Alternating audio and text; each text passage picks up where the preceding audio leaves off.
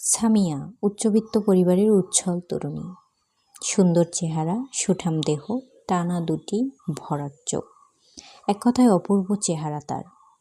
পিতার বিশেষ স্নেহ মমতায় আর 10টা মেয়ের চেয়ে একটু আলাদাভাবে সে বেড়ে উঠেছে। শিক্ষা দীক্ষা আচার ব্যবহারে অমায়িক একটি মেয়ে সে। উচ্ছলতা থাকলেও উচ্ছৃঙ্খলতা তার মাঝে নেই। মেধা ও বুদ্ধিমত্তায় সে অনন্য। কোনো ছেলের মিষ্টি কথায় মুগ্ধ হয়ে সে কখনো কারো দিকে ঝুঁকে পড়েনি। নিজের সতীত্বের প্রতি সে ছিল সর্বদা সজাগ। দিন যায়, মাস যায়, বছর যায়, এভাবে তার জীবনের 23টি বসন্ত পেরিয়ে যায়।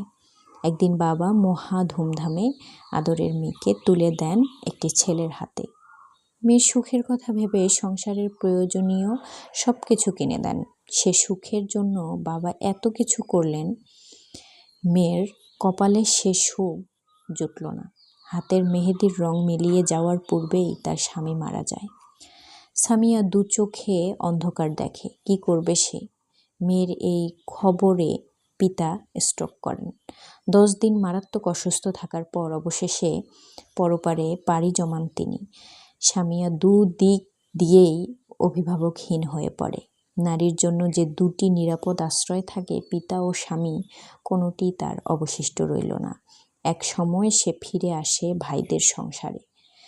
সন্তানহীনা সামিয়া মা ডাক শোনার জন্য, একাকিত্ব ঘুচানোর জন্য একটি কন্যা সন্তান দত্তক নেয়। এই সন্তানের পেছনেই তার সময় কেটে যায়।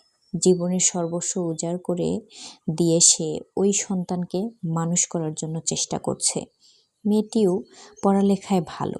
দিন যত যায় সামিয়ার চিন্তা তত বাড়ে, কারণ একদিন এই মেয়েও তাকে ছেড়ে চলে যাবে পরের বাড়ি। তখন সে আবার নিঃসঙ্গ, একা হয়ে যাবে। ভাইদের সংসারের শত গঞ্জনা উপেক্ষা করেও সে কেবল মেয়ের ভবিষ্যৎ চিন্তায় দাঁতে দাঁত কামড়ে পড়ে আছে। বিবাহের বহু প্রস্তাব সে প্রত্যাখ্যান করেছে। এখন তার একটাই চিন্তা, মেয়ের জীবনেও যেন তার মতো পরিণতি না আসে। দিন গড়িয়ে যায়। সামিয়ার মেয়ে আজ পরিণত বয়সে উপনীত। মেয়ের ভবিষ্যৎ চিন্তায় সে ব্যাকুল। সে ভাবে, কেমন ছেলের ঘরে তার মেয়ে গিয়ে পড়বে? তার মেয়েটি সুখী হবে তো?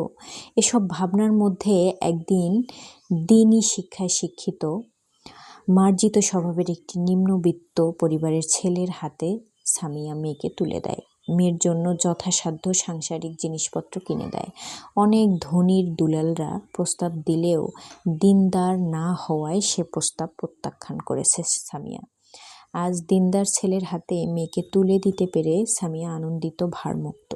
সে ভাবে, মেয়ে আমার দিনই পরিবেশে থাকবে, সালাত সিয়াম পালন করবে, আমার মরার পর তারা আমার জন্য দোয়া করবে। এটাই আমার পরম পাওয়া। এসবের মাঝেও সামিয়া আজ একা, নিঃসঙ্গ। সে ভাই ভাবি আছে, তাদের ছেলেমেয়েরা আছে, তবুও সে আজ একা, বড় একা। একাই পৃথিবীতে এসেছিল, আবার তাকে একাই ফিরে যেতে হবে।